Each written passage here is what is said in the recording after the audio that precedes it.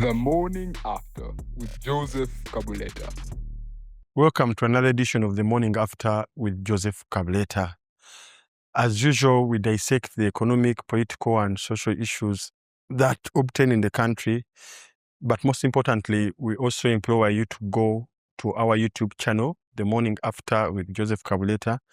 Hit the subscribe button and also like. But also keep those views coming. Joseph, last week we had an interesting discussion. But today, I want us to look at some of the economic policies or decisions that you think can be reversed in the morning after. Here's the thing. I've said before that we do not want to touch people necessarily, but we have to change the policies that have been there. And to understand, to change the policies, you have first of all to understand what policies have been there and what has been Museveni's intention throughout these 40 years. Because it looked like at some stage it looked like some chaos. Chaos, it's all about staying in power and all that, but it is not. It was very organized chaos. He uses it for something. There's something which he intended to achieve in this time. And now he is going to cement it, and that's what we are going to be doing. The plan is for him to cement it in this final term of his, and that's what we are going to look at. But you see, here's the thing. There's you have to understand that Museveni grew up as a minority, as part of a minority. And that minority was kind of despised by the people at the time. And he grew up with that sense among him, even when he was in politics, and attempting to take over and so on. They kept on telling him, "Oh, for you belong somewhere, you belong somewhere," and Obote especially one likes telling him that. And so there was that, and there was these people who felt marginalized in this country, and they felt they had no place, they had no land, they had no situation like in this country. And then Museveni comes and then becomes the leader of this country. And now he has made it his intention to situate these people. But more than just situate them, he has made it his intention to actually get them to thrive, almost to be at the top. So what he's been trying to achieve, is an overturning of a social order. Because that social order at the beginning, and I don't believe in these things, by the way. Yeah, I squarely believe in merit. People being on top based on merit, not based on anything else. But Museveni had his trauma as a child, growing up as that minority. And I know what that trauma is like, because I know what that period was like. Not necessarily the same period he grew up, but I know until, more recently, what that period was like. So he's grown up with that trauma. So he's tried in this period to sort of turn the whole social ladder upside down. And the people who were once at the top were now being put at the bottom or somewhere in the middle, and those who were at the bottom being put at the top. And that has been his intention. And he's started by taking over government properties. That's the first thing he did, taking over government properties, taking over government lands, and everything that belonged to government, putting it in private hands. Now, the government does not have anything as it is right now. Everything was taken out. But when he came, government had so many things. It had lands. There was a company called Uganda Properties Limited, which handled all government properties, lands, buildings, and so on. Immediately, it was turned into personal ownership, as well as others. The government had hotels, all those things, and he turned them over to his cronies. And then this process started. Then, of course, all through the years, remember, there was the land thing. The land, most of the agreements, most of the leases, the land leases, which people had here, especially in the city, were for 99 years. And most of them were issued either issued from 1900 to 1913, 99-year leases. So they came alive recently during Museveni's regime. And now a lot of that land has been changing hands. And also so many other titles which had 49-year leases were leased in 1962 at independence. And also those came alive, became open in 2011. So there's a lot of things which have been happening behind the scenes. And anybody who has followed, some of the things in the city, especially in the city, and the changing of properties to his people. And it has been very systematic, and now they're in total control. And even things which we have which the public still had interest in. And this has been the prototype. I'll tell you how the prototype has been. Look at Nachivubo Stadium, built 1921, Nachivubo War Memorial Stadium, as a memorial for the First World War, built as a sports facility for the indigenous community. And the Bazungu had Lugogo, built for themselves Lugogo for the more cricket, for the more exotic sports like cricket, tennis, and so on. Now it was a national stadium all the way. Now all the way up to around 2000, there was a plan to take over Nachivubo, but as long as the football people still saw it as a national stadium and so on, it couldn't be taken over. So now this is how he has been doing it all the years. So the first thing that happened is they make it go into disrepair and almost abandon it and make everybody lose interest in it. Now that started happening around 1999. Nachivubo went into disrepair. I remember the man who was the stadium manager at the time, some man called Eugene Semunjo. I told him that, why is the stadium going like that? Then says there's an invisible hand which is trying to make sure that the stadium becomes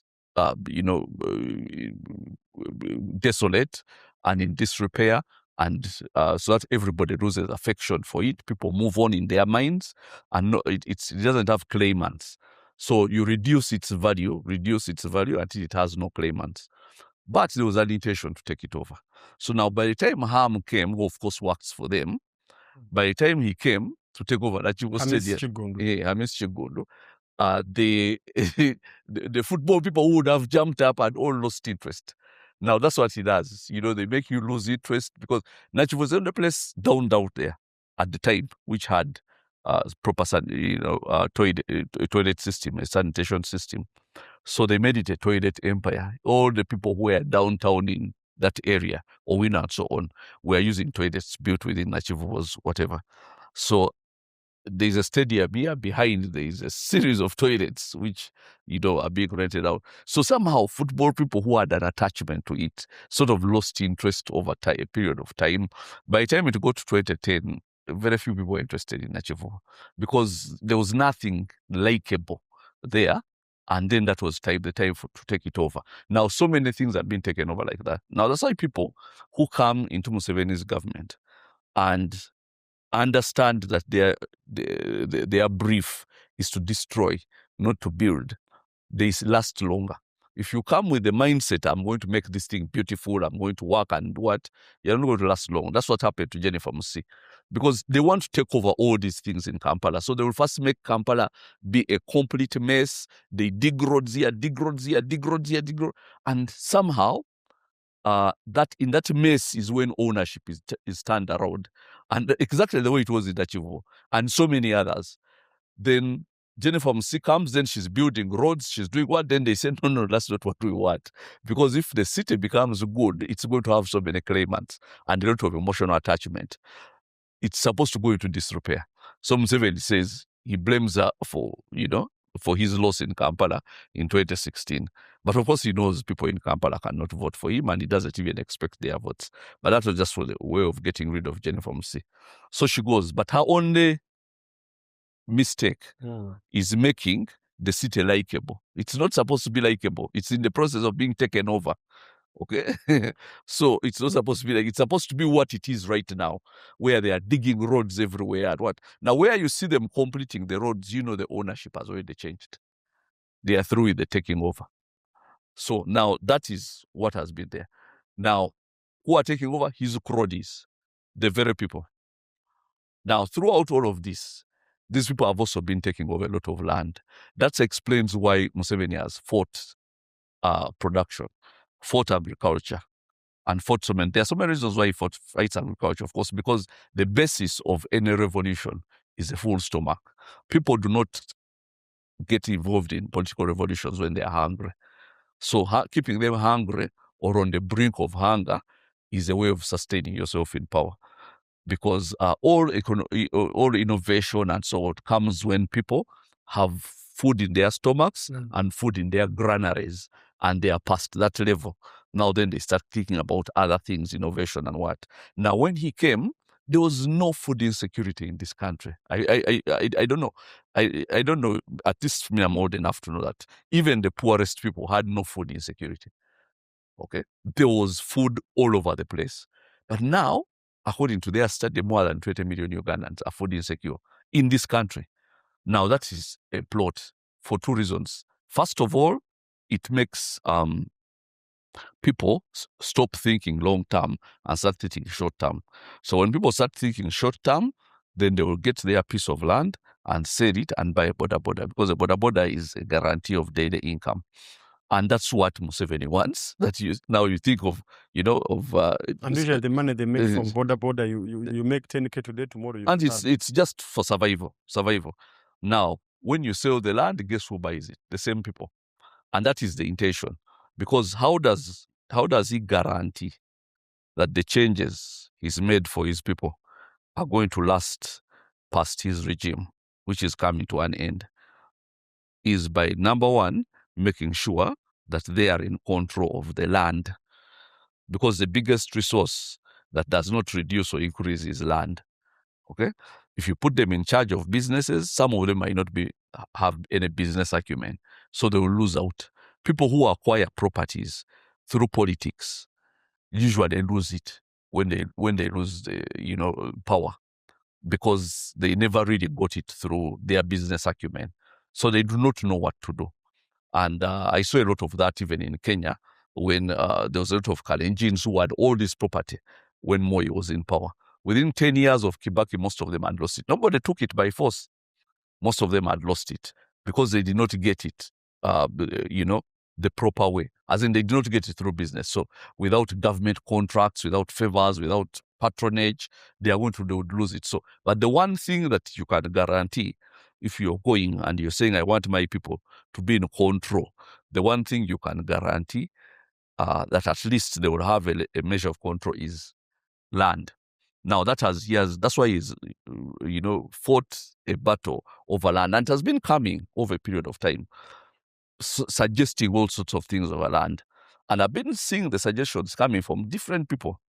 He himself suggested at some stage that they set out a specific price for compensating people for land if it's needed for a public project, and the government decides that.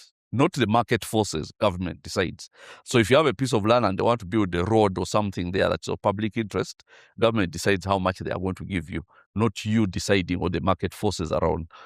And he tried that. Of course, there was a lot of resistance, but so he keeps on testing waters. But Joseph, if I could interrupt you a bit, the government also set up the Land Fund in the Land Act of 1998 to ensure that they put money in that fund and then use that money to purchase land for that's to compensate peasants. That's one thing you're talking about. But a lot of the land has been grabbed. The same, you think about the way they took Nachivubo. That's how it has been. First, get people, kill the agriculture, make them disinterested in the land because the land is no longer productive. It's not giving them a source of income. Then make the land shaky. I mean, their interest in the land shaky. Then you come and take it over, which was your intention in the very first place. Okay? That's why the cows in northern Uganda somehow were destroyed. Because if you have cows in your land, you're not going to sell the land because you need the land and cows are a means of production. I mean, an income. So the cows were taken from Teso, from northern Uganda, completely taken. Elsewhere. So now you find this very same people, a small cluster of people owning lands all through the West, okay, from Western Uganda to Toro, Bunyoro. They have huge pieces of land, huge pieces of land. I'm talking about square miles and square miles of land in Bunyoro.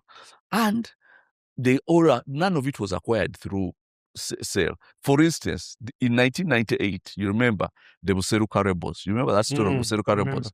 There were no rebels. There was a report which was done that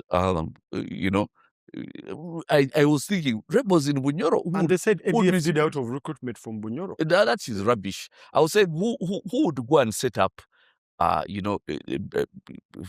rebels in Bunyoro? Because the people of Bunyoro were very much in support of NRM at the time.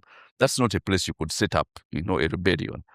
But they were saying Buseruka rebels. But that place has very fertile land, very good land. And that's where the rebels were. Now, they went and arrested some people. Then some of the rebels vanished. By the time the rebels vanished, the land had changed hands to the very same people. Now, huge chunks of land in that place, Buseruka, in Bunyoro, huge chunks of land. Then they went, Bunyoro, the oil fields. Now they used the Barar. People are there. The land where there is oil, people come and start grazing cattle. Remember, for you, your cattle somehow, you are not allowed to have cattle. So people come and start grazing cattle. And for you, have communal land, customary land. And somehow these people are grazing cattle, have guns. So you try to tell them no, and they come and they are forceful and they are finding villagers. So villagers realize that these are not people we can handle. Armed. Yeah, that's what I'm saying, they have guns. I said, these are not people we can handle. So the villagers retreat. And these people take over the land. Eventually, when they were compensating people for that land there, where the oil is, it was not the Banyoro who they found there. It was those same people who got compensation for that land. Then, the very same people moved to northern Uganda. Now, all those places. Now, they own huge chunks of land in northern Uganda. And and they have cattle in those places. And the cattle don't necessarily come from this side. Okay? They're even getting cattle because you see they are doing the same. They are dispossessing the Nweri people in South Sudan of cattle. The same thing they did to their Choris but Itesots. They are and they tried to do it the Karamojong, but the Karamojong had guns, so it became a bit complicated. But they dispossessing the Nweri people of cattle down, and the cattle are crossing over into Uganda, and that's the cattle which is being looked over in northern Uganda. Now the people in northern Uganda started by saying, Bararo must go, but now they are powerless. The Bararo have taken over. And they said this is customary land, but they're in control of it. And then here is the thing: they go and buy the land, okay? Because they find somebody has, let's say, 100, 200 acres of land, but he cannot do anything on it because he has been stripped through the rebellion, through what the person has been stripped, so he does not have any means whatsoever to make that land productive.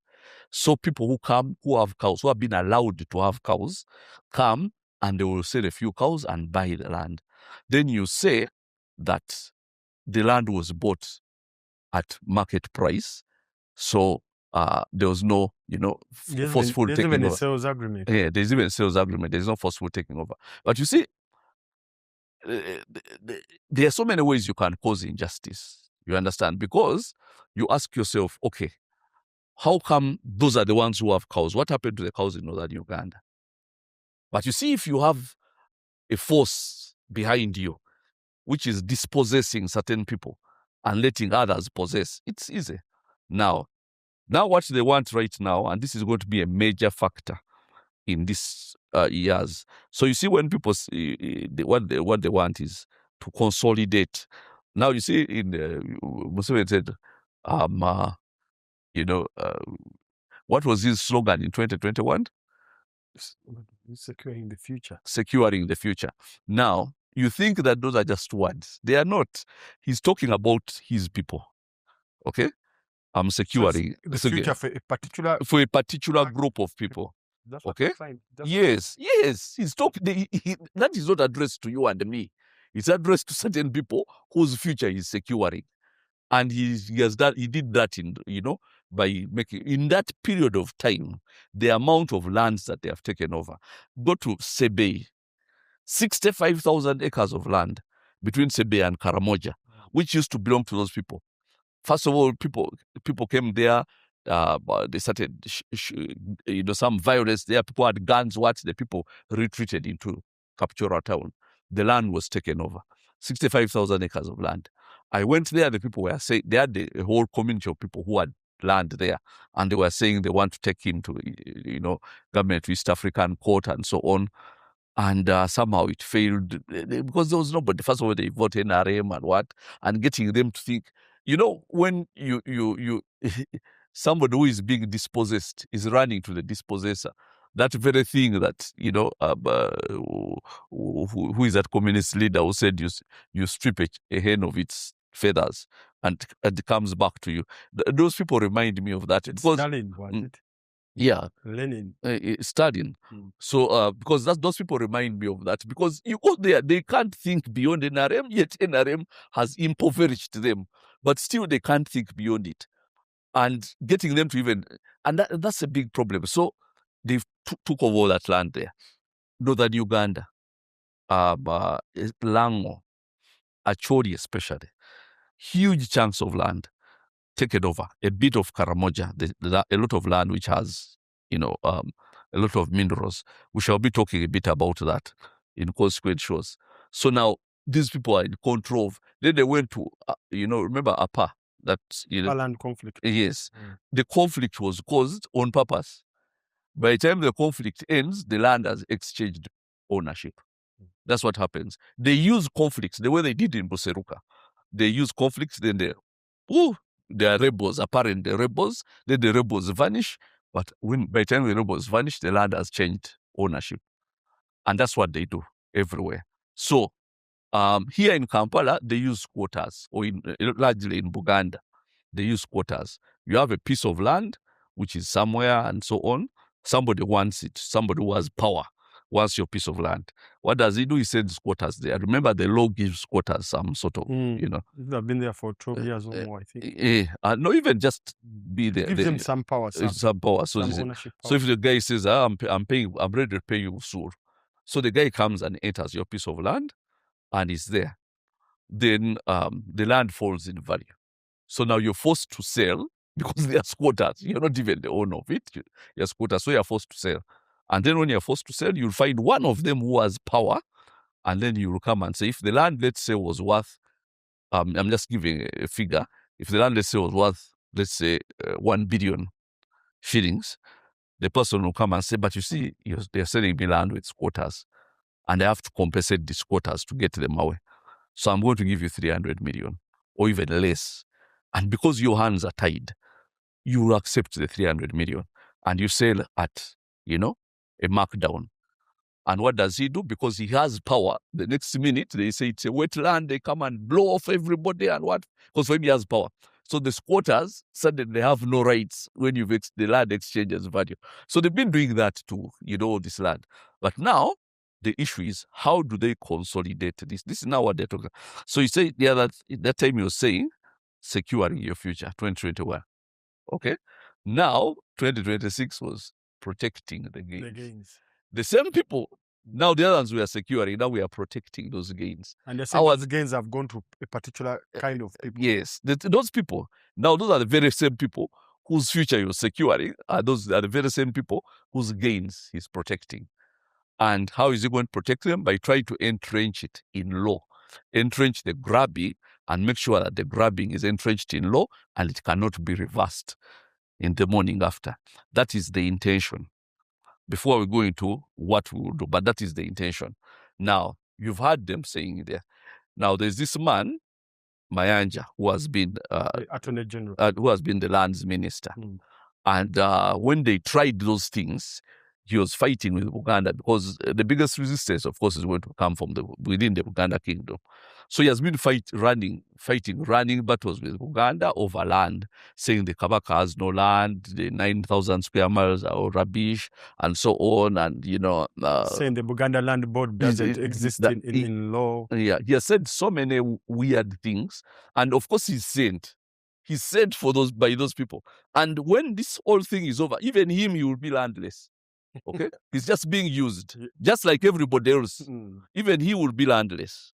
Now, so he's fighting his very people to hand over land to other people. Okay? And now having run those battles. And then you also had, the other time, there was that man who was the Uganda Land Commission boss, some guy called Nyeko. Penmogi, Ben Mogi. who suggested that all land should belong to the state. Now, of course, it was testing waters. He said it, and suddenly everybody came up in arms, and he keeps quiet. But don't think they keep quiet. When something has been thrown out there, it is just to test waters. Ultimately, it's going to come back, and they are going to bring it back again, probably in a different form or find some other way. Then another thing they suggested was that people should pay, taxes over idle land. So that's another way of taking over the land. Because now if you have idle land, which is your land, perhaps customer and so on, then they come and say, you've not paid taxes for this period, so this is, you are indebted to this amount. You're forced to sell the land, and guess who will buy it? Those very same people.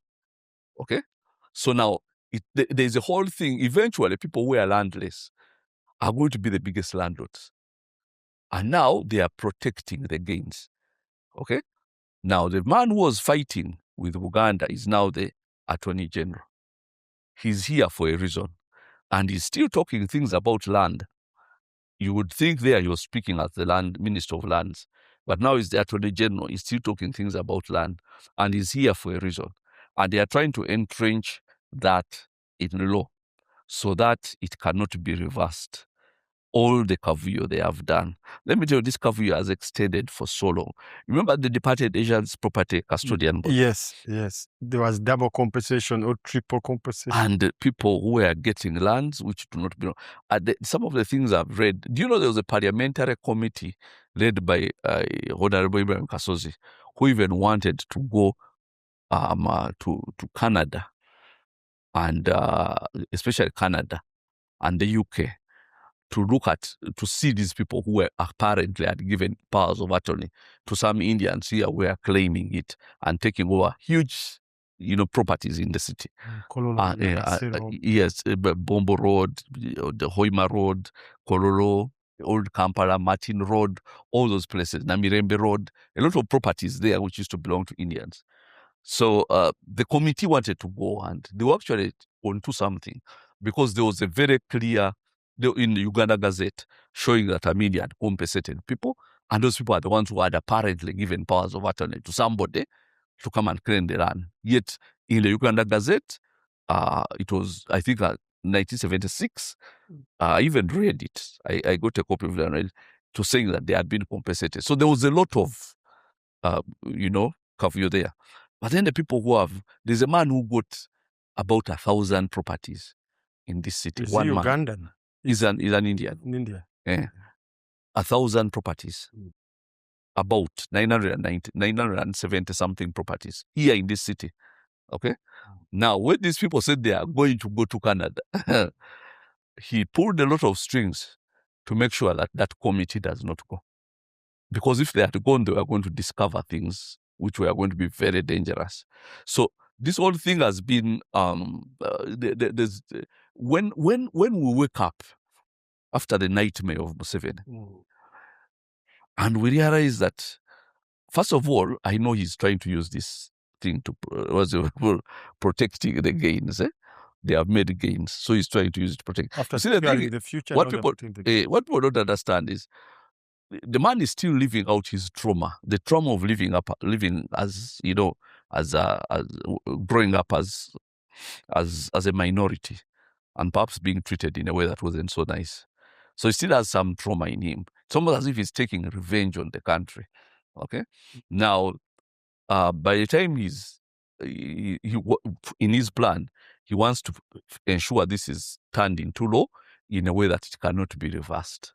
Now, what that means is that if these people have land, they are going to be very, because land is the biggest resource. Okay, even when we start production and resume all these things, so many people will have either sold land because they have been pushed to the wall, or lost land in a way that is unfair, maybe through grabbing and so on. All these things you are hearing in Kayunga and what. There's been this last 5 years, there's been a real, securing the future, like real securing the future. Now the future has been secure. Now it's protecting the gains for these very same people. So now you see all the land wrangles you see in Kayunga and so on. Now, the issue is, Kayonga, one man almost owned the county. Yes, that's the whole thing. Mm. But was it on his own behalf? No. That's what I'm saying. Now, how do we handle this after? Because we have to handle it after. Because there has to be some sort of, justice. Okay? First of all, the first thing is when they start bringing controversies of land, I know Ugandans have been reduced to eating. Like they want money, yarero, and so on. So that's why he uses it. He finds it so easy to use them. But when the land controversies concerning the land start, even if you've been trained to just look for food for today, for once, think beyond just today. Okay, for just once, because what is going to come out of that is once these things get in too low, it is going to be very difficult. That's what happened in Kenya with the Kenyatta family. They own a lot of land, and now they will be rich in perpetuity because of land. If it was just businesses, maybe they could lose them. But land is there. Somebody took me on a tour of the Kenyatta family land, a lot of land, not far from the city, and like they will be rich in perpetuity. And it's prime land, all of it. All of it is prime land. So you see, now how do you guarantee that your people are going to be in control of the country thereafter? In other words, how do you secure their future? Land. And that's what Museveni is. So when he's talking, he talks sophisticated, People are going around the moon and what he talks like he's actually, socio-economical. But at the level of execution, he's very primitive. He's just about promoting one group of people. When it comes to execution, all his plans are just primitive. Joseph, I'm going to hack you back on that land issue. Then where do we place some of the actions government has taken to try to ensure, government or President Museveni has taken to try to ensure protection of people's land rights? We saw the amendment, the Land Act itself of 98. Apparently, the president said was supposed to help the Muntu to have some property rights. That's why you see there was that clause where you couldn't evict someone who has been on land.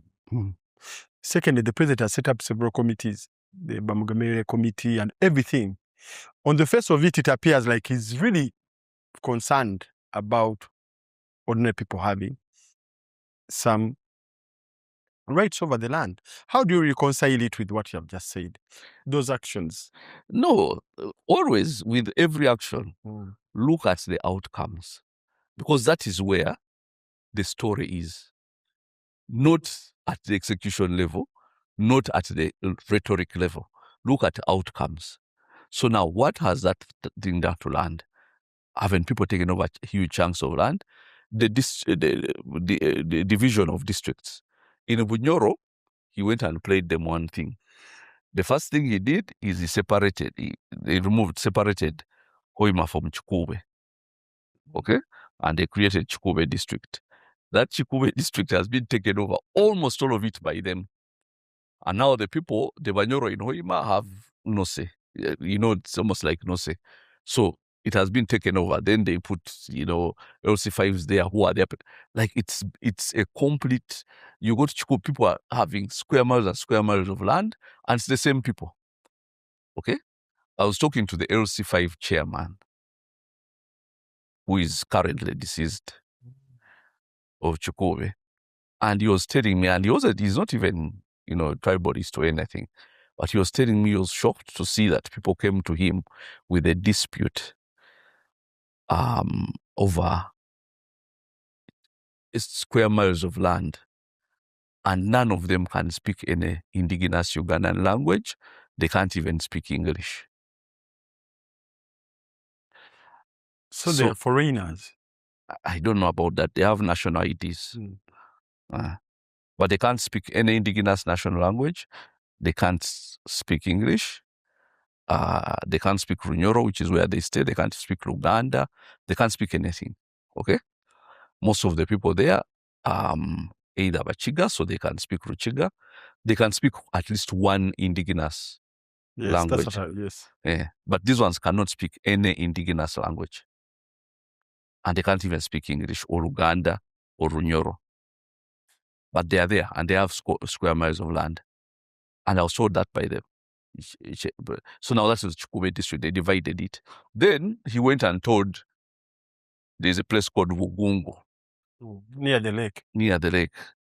He told them that, why should you be under your kingdom? You should have your own kingdom. You get your own king, and we shall recognize him. Now, the way that now Museveni uses divide and rule. Oh my God! So somehow he divided them. Then they have their own thing. Then of course now a kingdom of Bugungu. There's not Bagungu Abanyor. Okay, so like you remember even the whole Kayunga thing where it came from. Stopping the Kabaka or going to Kayunga. That was the beginning of the land grabbing in Kayunga. Because when people are collective, they are very difficult to, to manipulate. Okay, at least a bit, not as easy to manipulate. So that's why you find Mayanja is fighting Uganda, because that's where they expect to find the biggest resistance in their protecting the gains. Okay? And eventually the idea is all those chunks of land they have in northern Uganda, in eastern Uganda, in central Uganda, in parts of the west and everywhere, be put in law and their ownership be sealed in law in a way that cannot be reversed.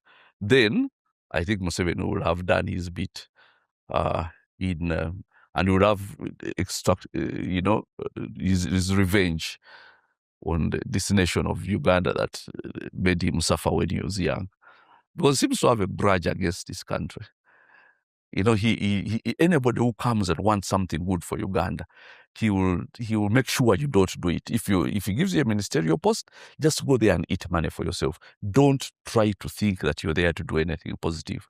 You will fall out with him immediately. Just as easy as Jennifer Musi fell out with him. For that reason only. Okay? If you go there, be quiet, eat your money, destroy as much as you can, that works for him. Because when it's in a state of destruction, then they can take it over. Does that explain something? Yeah, but Joseph also wanted to ask you, still on the issue of land, we saw about 2 years ago, the president ordered the Balalo out of Acholi. Remember that Acholi became so hard and so rebellious, and the president put the committee and he ordered them, I think last year. He ordered the Balalo out of. And they are out. They are out. From what they are not out. Actually, was that a smoke screen for you have never learned how Museveni operates. When he was saying Balalo should leave, they moved there big time like this. That was actually when they multiplied in that place. You don't understand the principle of double speech. You don't give a direct order. Okay? If you want to destroy an army, let somebody give one order and another one gives another order. You've destroyed them because everybody is immobilized. So people don't know what to do. And now in that state of being immobilized, that's when a lot of kavuyo happens. That's why in the army they insist on one order, even if it's the wrong one, apparently. I mean, ultimately, it has to be one order. If there's a second one, you're in trouble. Okay? Now, when you want to confuse people and immobilize them and come and do things, you make sure there are two orders. I saw that here during COVID. Okay? Because when people wanted to spread their things, for instance, I would see that man, a murderer called Dr. Anthony Fauci. 1 minute he says masks are useless, they don't work. The other minute he says put on 2 masks if one is not working. They do that on purpose. So guess what happens? People will put on the masks. So, but you cannot put it on him. Eventually, even came out and said, I did not tell anybody to get vaccinated. When it became very clear that the vaccine was and has been reviewed now clearly by the outgoing Director of National Intelligence in America, some lady called Tulsi Gabbard. When it was revealed that the vaccine they knew was going to kill so many people, but they released it anyway. Now, Anthony Fauci will come up with clips where you're saying, don't take the vaccine. But there are so many others where you're saying, take the vaccine. So you see, you immobilize people and get them in a certain direction. Now, that's what Museveni does expertly. When you see him saying, don't do this, he's actually saying, do that. he will get things to happen, then he says, don't do it. Now, why does he say don't do it? Because the people of Acholi who would have stood up and fought to protect their land against the invaders, when they hear that Museveni has said the invaders should leave, they say, oh, the president is on our side. He's not. He is not. But you see, he mobilizes you. But if you don't listen to him and just see what's happening, you will know that it's a smokescreen. Now, you know, when you say, now the president is on our side, so the Barara are going to go. The Barara increased in northern Uganda after that command. And I'm telling you, anyway, let them protect their gains. But what do we... But Joseph, how then do we reverse this the morning after? Because, I mean, from what you have said, we are going to go into a situation whereby land is in the hands of few people the morning after. Will this land be dispossessed? Will there be some amendments, legal amendments to some of the policies? There has to be some legal amendments. Shall we see like the Idi Amin issued a decree in 75 that land belongs to government, all land. And of course, it was very controversial. Do we see ourselves going into a similar No, direction? we can't do that. Because that's what we are fighting. We are fighting a scenario because land is something that is of value to so many people, to kingdoms, to religions. Imagine what's the Catholic Church without all the land that they have acquired over a period of time. So how can you say their land belongs to government? The Muslims were fighting over land, which was their land, which was sold, because the religion is not just religion. The land is part of it. Okay, even the Anglicans have a lot of land. So there are different stakeholders to land. You can't say land belongs to the state. There's more than one, there are so many stakeholders in the state. So what are you going to do about all the chunks of land that the Catholics own, or even the Muslims that they own before some of it was sold? Or the Anglicans, also a lot of it has been sold. But the Catholics don't sell land. Kingdoms have their land, and that is part of the kingdom. Okay, part of making the kingdom a kingdom, not just some palace somewhere. So it can't be that. The thing is, it has to be first of all leveling out. The one thing that changes everything is merit. Merit. That's all. If people have acquired things without merit, just have to remove the privilege, remove the patronage, let merit exist.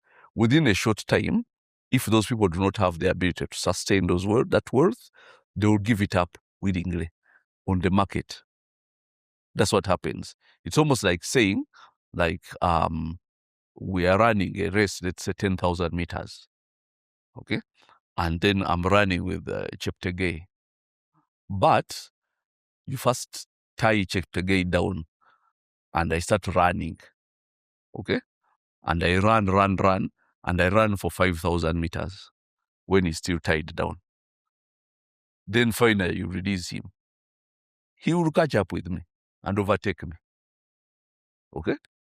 Unless, of course, I also am good at running. Then I might use the advantage. So merit solves everything. You don't grab anybody's. Even those who grabbed, you don't grab, okay? You don't grab, you don't go and start reclaiming and so on, unless it's through legal processes and so on. But if you start doing the same things they did, you risk having some sort of war and pushback. But the one thing that settles everything is merit. Like I told you, a lot of the Kalenjins who had a lot of property during Moi's regime don't have it any longer. It only took 10 years of the privilege being removed. Actually, it took less than 10 years for some of them of the privilege being removed. Because they are the ones who get all government contracts. They're the ones who have everything is in their control. So you just have to remove that. And they have to compete for government contracts like everybody else. They have to do it. If things eventually level out, okay? They eventually level out. Now, that's where you have scenarios of,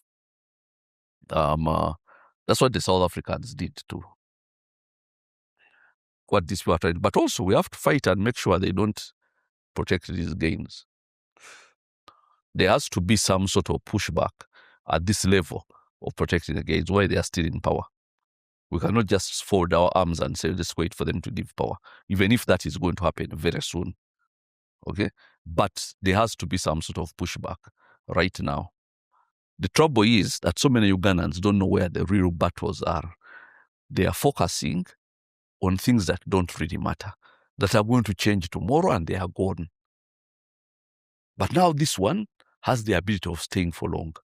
That's why everybody has got to lift, their weight and come and do something about it.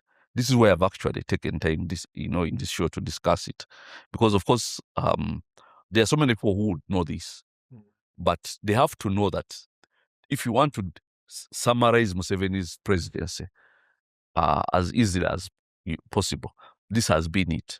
I grew up a minority. The country was not good to me. They treated me in a certain way, and I said I would take revenge and take my minority and take it on top. And those people who were thinking they were on top of us, put them down. That's it. Very primitive way of thinking, but that's what he has been doing all these years. In a nutshell, that's it.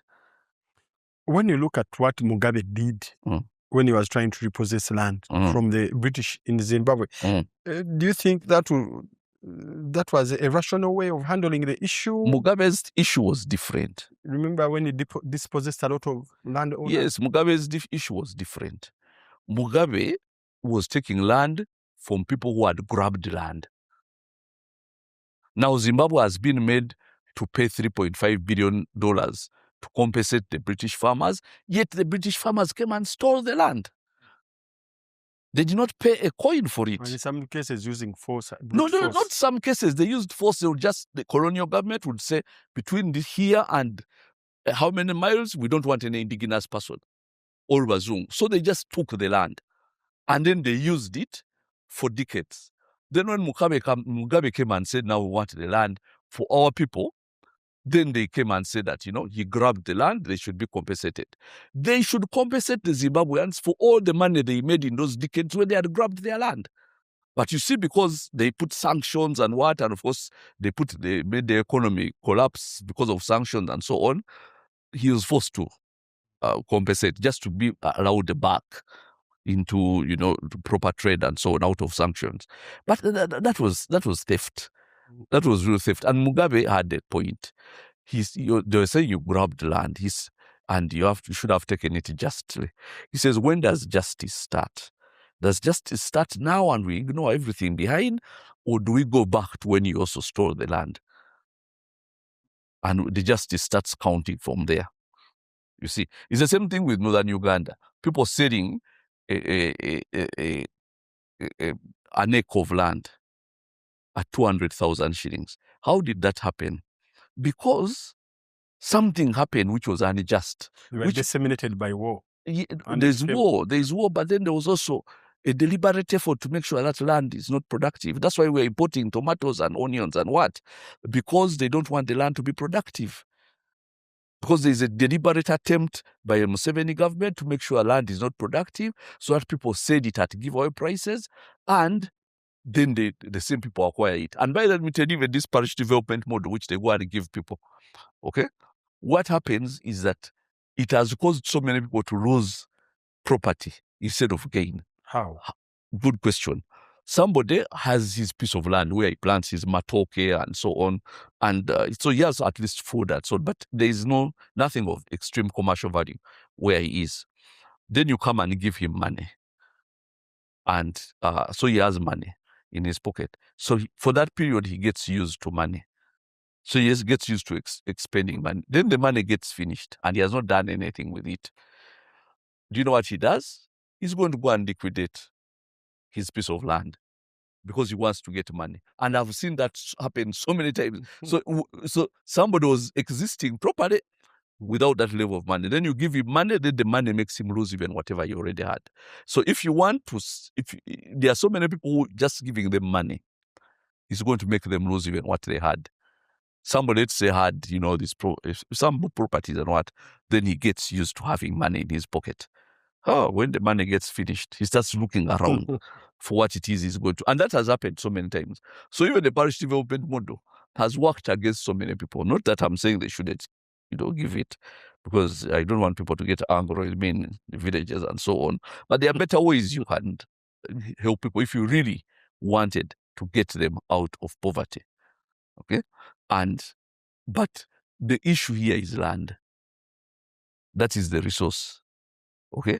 And eventually you'll see, when we take stock at some stage and you start seeing who are the real landowners, you'll find people who have 10 square miles of land and people who are existing in the villages on plots. I saw that in Kapchorwa. People who had 65,000 square, How was that land taken in Kapchorwa? That's 65,000 acres. They use insecurity. People were rearing cattle there, then the next thing they start shooting the cattle, then they rape, their girls were being raped and so on and what, then people ran away, then the next thing the land was fenced off. They use force. I was talking to the people there, and even, they use force. They took all of it, by the way. Now people who are huge landowners are staying in Mizigo, in the village.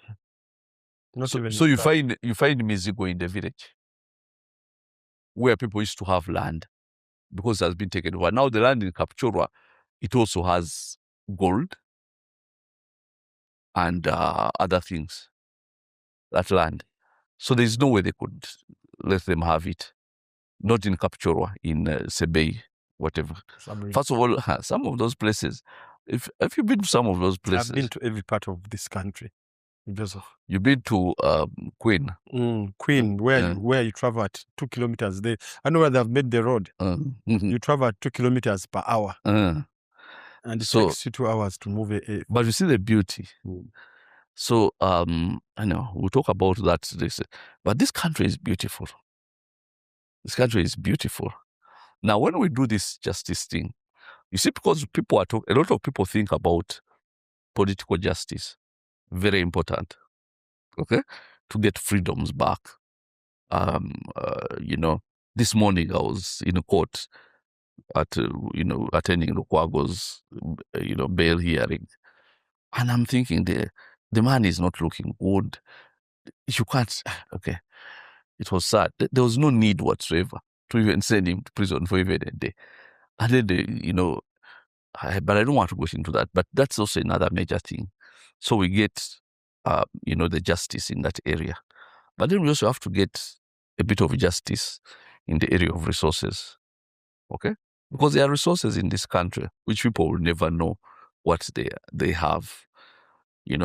They don't know the amount of minerals they have. They don't know the amount of, the prospects whatsoever. Now, people want me to talk about that, and I'm going to, okay, in different areas. But you see, they don't want you to.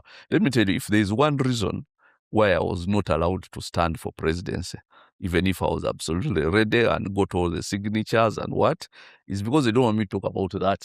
Because if I go to those up-country places and awaken them. Yes, and tell them the worth they have in their background, it changes their mindset.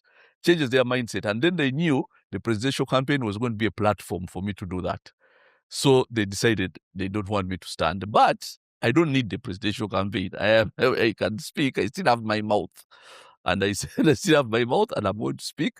The only difference is I'm not going to speak in those places. But somehow people there will get to know, because people will listen and get to know. Because that's the message they don't want to understand. Then I went to Munyora. I told them, do you know that you're going to get 0% of the oil revenue? 0%. In the sharing agreement, the oil product, they have a percentage. They do not. It's about 2-6%. They do not. Royalties. You check and see. They do not. They do not. Even Uganda has 15% as a country. So, but then what is good? What they are saying, I told you what the president told them. He told them plant mangoes, so that when the people come to do the oil here, when they want mangoes, you sell them mangoes. That's how you're going to benefit from the oil. The president actually told the people of Bunyoro that I'm not just saying. He actually told them that. But plant mangoes. Plant mangoes. To feed these people who come to develop the oil. Yeah. You'll become millionaires through mangoes. Yes. Not through your oil. Forget the oil. That's why I tell you he's a dealer in hopelessness. Like he dampened. People were excited and what? He dampened their mood. Now in Bunyoro, nobody is even talking about oil. But I was going to awaken it. I'd already started even before being nominated. And I told them, I said, after nomination, I'm coming to tell you what has then I think somebody even who was listening to me saying it on radio, saying you shouldn't have said that. They're not going to allow you to nominate. So I came here, they played games. Then when they were closing in that place, Luboa, then they told me, you need only 8 more signatures, but we are closed. So, of course, I knew that it was all planned. But the thing is, I still have my mouth. And now I'm not even, because I promised, but now we are going to talk about wealth really in consequent shows. And I just wanted us to see that the takeover has been systematic through first. Every time you think about Nachivo Stadium, there is no way they could have taken it over in 2000 when it was hosting national team matches. So they first destroyed people's interest in it. Then they took it over. Like that. Now it is Ham Stadium. Okay? Which was built as a national monument. With a plastic carpet. Which was built as a national thing. Belongs to an individual. That's how everything has been taken up. Now, that will help you understand going forward. When you see that. Now you see even all those roads which they are digging in industry area, which they dig a road, block it, and leave it there. You see. Look, you pass there. I've passed there. They are building, story houses in the old road coverage. The people who are actually doing businesses there, you can't do business there. The road is closed. So people move out. Okay? And then other people move in. Now, when the takeover is finished, then they will finally do the road, and then the road will be good, but the owners now of the buildings there will be different. It's a ploy to take over everything. Now they are trying to protect the gains. Joseph, we won't exceed. We won't exceed here. Thanks very much for tuning in. Please don't forget to visit the Morning After with Joseph Kabuleta YouTube channel. Subscribe. I told you, I promised you starting this weekend. Now, I just had to lay this foundation. So go and subscribe. I saw that, subscribe. Go and subscribe so that when we talk about wealth, you are aware and you know what exists in your village, where you come from, where you thought that you were poor. And then you might discover that you're actually rich. So please go and subscribe Morning After with Joseph Kabuleta on YouTube. And let us have discussions now about money.